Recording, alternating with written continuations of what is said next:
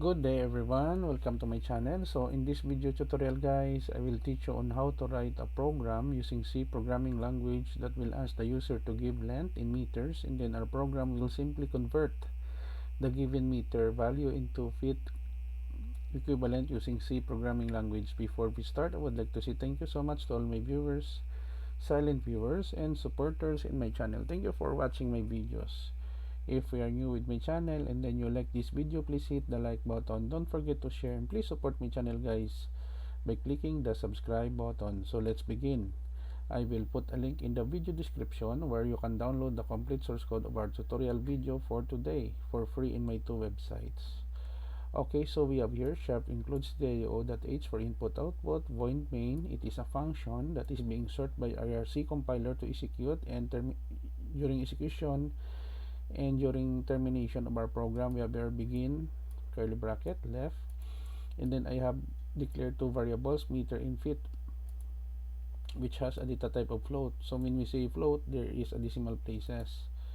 Printf new line, the title is meter to feet in C. In this line of code, give length in meters, store in our variable meter. Feet equals meter multiplied by 3.26 feet. So 1 meter is equivalent to 3.26 feet. So in this line of code, we display the meter value 5.2. 2 is 2 decimal places to the right, 5 is 5 decimal places to the left in feet.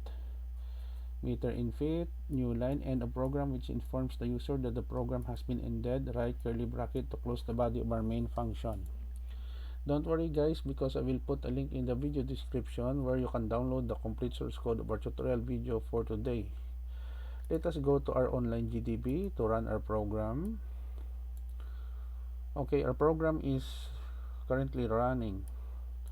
Meter to feet in C, give length in meters. Let's say we have 2.3 meters. 2.3 meter is equivalent in feet 7.50, and a program. Let us run again. Let's say 9.